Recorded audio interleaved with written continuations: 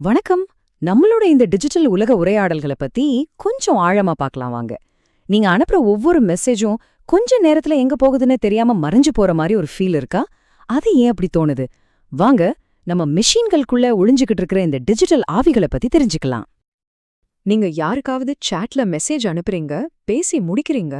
ஆனா கொஞ்ச நேரத்திலேயே அந்த முழு உரையாடலுமே காத்துல கரைஞ்சு போன மாதிரி ஒரு உணர்வு உங்களுக்கு வந்திருக்கா? நாம பேசுனதெல்லாம் நிஜமாவே எங்கதான் போகுது? ஒரு பெரிய வெற்றிடத்துல காணாம போயிடுதா? நீங்க மட்டும் இப்படி ஃபீல் பண்ணல. நம்ம எல்லாருக்குமே இந்த அனுபவம் இருக்கு. உண்மையை சொல்லப் போனா இதுதான் நம்மளோட இந்த நவீன காலத்த கம்யூனிகேஷனோட ஒரு முக்கியமான அம்சமே. வாங்க, இந்த டிஜிட்டல் மர்மத்துக்குள்ள என்ன இருக்குன்னு கொஞ்சம் ஆழமா பார்க்கலாம். சரி, நம்ம முதல் பகுதிக்குள்ள போகலாம். வெற்றிடத்தில் பேசுதல். அதாவது நம்ம டிஜிட்டல் சாட் பண்ணும்போது ஏன் அதுக்கு எந்த ஒரு கணமும் இல்லாத மாதிரி ரொம்ப லேசா ஒரு ஃபீல் ஆகுதுங்கிறத பத்தி தான் இப்ப பார்க்க போறோம். இந்த மேற்கோள் பாருங்கள, நம்ம நிலைய அப்படியே படம் பிடிச்சு காட்டுது. நாம முன்ன விட இப்போ அதிகமா பேசிக்கிட்டு இருக்கோம். ஆனா அது அத்தனையும் ஈரமணல்ல கட்டுற வீடு மாதிரி தான் இருக்கு. எந்த நேரத்துல வேணும்னாலும் களைஞ்சு போயிடலாம். சரி, நாம எப்படி இந்த நிலைமைக்கு வந்தோம்? அந்த கதைய பார்க்கலாமா? ஒரு காலத்துல மைக் கொண்டு எழுதுனதிலிருந்து இப்போ பிக்சல்ஸா நம்ம உரையாடல் மாறின அந்த பெரிய மாற்றத்தை பத்தி இப்போ பாப்போம். இந்த மேற்கோளை கவனிங்க. அந்த காலத்துக்கும் இந்த காலத்துக்கும் இருக்கிற வித்தியாசத்தை ரொம்ப அழகா சொல்லுது. முன்னெல்லாம் ஒரு கடிதம்னா அதுக்கு ஒரு எடை இருந்துச்சு, கையில தொட்டு உணர முடிஞ்சது, அதுல உணர்ச்சிகளும் கலந்திருந்துச்சு. அது ஒரு பதிவை உருவாக்குறதுக்காகவே செய்யப்பட்ட ஒரு செயல். இத பாருங்க, அந்த காலத்துல கடிதங்கள் நிரந்தரமானதா இருந்துச்சு. ஆனா இன்னைக்கு நம்ம சாட்ஸ் எல்லாமே தற்காலிகமானது. ஒரு கடிதத்தை ரொம்ப யோசிச்சு திட்டமிட்டு எழுதுவோம். ஆனா இப்போ ரொம்ப தன்னிச்சையா வேக வேகமா பேசிடுறோம். கடிதம்ங்கிறது கையில வச்சுக்கக்கூடிய ஒரு பொருள். ஆனா சாட் அது ஒரு டிஜிட்டல் நீரோட மாதிரி போய்கிட்டே இருக்கும். முக்கியமான விஷயம் என்னன்னா, இது எதேச்சையா நடக்கல. அந்த நீரோடை மாதிரி வேகமா தொடர்பு வச்சுக்கணுங்கிறதுக்காக நம்ம உரையாடல்களோட நிரந்தரம்ங்கிற அந்த எடைய நாமளே விட்டு கொடுத்துட்டோம். இது ஒரு ட்ரேட் ஆஃப். இந்த ஓடை அப்படிங்கிற கான்செப்ட் ரொம்ப முக்கியம். அப்படின்னா என்ன? நம்மளோட உரையாடல்கள் எல்லாம் ஒரு ஆத்து தண்ணி மாதிரி நிக்காம தொடர்ந்து ஓடிக்கிட்டே இருக்கு. அதுல பெரும்பாலானவை எங்கேயும் சேமிக்கப்படுறதில்ல. இதுதான் நம்ம நவீன டிஜிட்டல் வாழ்க்கை. சரி, வாங்க அடுத்த பகுதிக்கு போலாம்.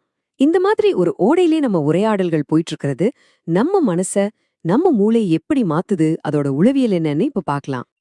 இதனால நமக்குள்ள சில உளவியல் மாற்றங்கள் ஏற்படுது. நாம ஒரு தொடர்ச்சியான நிகழ்காலத்துல வாழ ஆரம்பிக்கிறோம். அதாவது நேத்து என்ன பேசணும்னு யோசிக்கிறத விட இப்போ என்ன பேச போறோங்கிறது தான் முக்கியமா தெரியுது.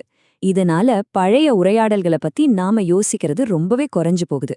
நம்ம நினைவுகள் கூட ஒரு கடிதம் மாதிரி ஒரு பொருளை சார்ந்தே இல்லாம அந்த நேரத்த அனுபவத்தை மட்டுமே சார்ந்திருக்கு. இது ஒரு வகையில சுதந்திரமா இருந்தாலும் இன்னொரு பக்கம் எதையோ இழந்துட்டோமோன்ற ஒரு உணர்வையும் கொடுக்குது. இந்த மேற்கோள் ரொம்ப முக்கியமான ஒரு விஷயத்த சொல்லுது. நாம திரும்பி பார்க்குற பழக்கத்தையே இழந்துடுறோம்.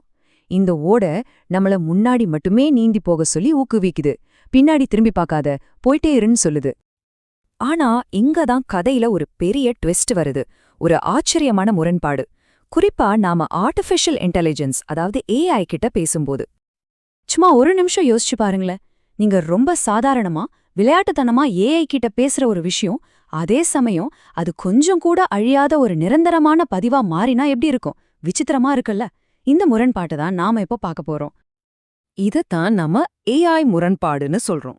அதாவது ஒரு உரையாடல் நமக்கு ரொம்ப தனிப்பட்டதாவும் தற்காலிகமானதாவும் உணரப்படுது. ஆனா தொழில்நுட்ப ரீதியா பார்த்தா அது ரொம்ப கச்சிதமா பாதுகாக்கப்பட்டு சேமிக்கப்படுது. இந்த முரண்பாட்டுக்கு ரெண்டு பக்கம் இருக்கு. முதல்ல, ஏன் அது தற்காலிகமா உணரப்படுது? ஏன்னா அங்க எந்த சமூக பங்கும் இல்ல. நம்ம மனசுல இருக்கிறத அப்படியே கொட்டுறோம். இது நமக்கு நாமே சத்தமா பேசிக்கிற மாதிரி இருக்கு. ஆனா இன்னொரு பக்கம், ஏன் அது நிரந்தரமானது? ஏன்னா நம்ம பேசுற ஒவ்வொரு வார்த்தையும் சர்வர்கள்ல சேமிக்கப்படுது, ஏஐக்கு பயிற்சி கொடுக்கிற டேட்டாவை பயன்படுத்தப்படுது. அதனால அது என்னைக்கும் அழியாம இருக்க வாய்ப்பு இருக்கு. இந்த மேற்கோள் இது ரொம்ப அழகா விளக்குது. இது ஒரு புதுவிதமான கம்யூனிகேஷன். அதாவது உரையாடல் மாதிரி வேஷம் போட்ட ஒரு தனியுரை. நாம ரெண்டு பேரா பேசுறோம்னு நினைக்கிறோம். ஆனா உண்மையில நம்மளோட எண்ணங்களை நாமளே ஒரு நிரந்தரமான பதிவா உருவாக்கிட்டு இருக்கோம். சரி, இதெல்லாம் நம்மளோட எதிர்காலத்துக்கு என்ன அர்த்தத்தை கொடுக்குது? நம்ம நினைவுகளுக்கு என்ன ஆகப் போகுது? வாங்க, கொஞ்சம் சிந்திக்க வைக்கிற இந்த இறுதி பகுதிக்குள்ள போகலாம். இந்த வாக்கியத்தோட ஆழத்தை கொஞ்சம் யோசிச்சு பாருங்க.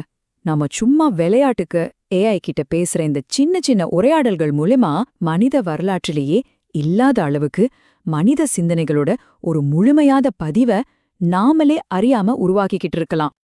இதனால எதிர்காலத்துல டிஜிட்டல் ஆவின்னு ஒன்னு உருவாக வாய்ப்பிருக்கு. அப்படின்னா என்ன? உங்களோட எல்லா உரையாடல்களையும் வச்சு பயிற்சி கொடுக்கப்பட்ட ஒரு ஏஐ. அது உங்கள மாதிரியே பேசும், உங்கள மாதிரியே யோசிக்கும். அப்படி ஒன்னு உருவாச்சுன்னா அது உங்க மனசோட ஒரு சரியான கண்ணாடியா இருக்கும். நீங்க காத்துல கரைஞ்சு போச்சுன்னு நினைச்சோ ஒவ்வொரு சின்ன சின்ன எண்ணங்கள்ல இருந்தும் அது உருவாக்கப்பட்டிருக்கும். சரி, இந்த இறுதி கேள்வியோட உங்களை நான் யோசிக்க விடுறேன். ஒருவேளை உங்க டிஜிட்டல் ஆவி கூட உங்களால பேச முடிஞ்சா அதுகிட்ட நீங்க என்ன கேப்பீங்க? உங்களோட மனசோட ஒரு சரியான பிரதிபலிப்பு கிட்ட நீங்க என்ன தெரிஞ்சுக்க விரும்புவீங்க? யோசிச்சு பாருங்க.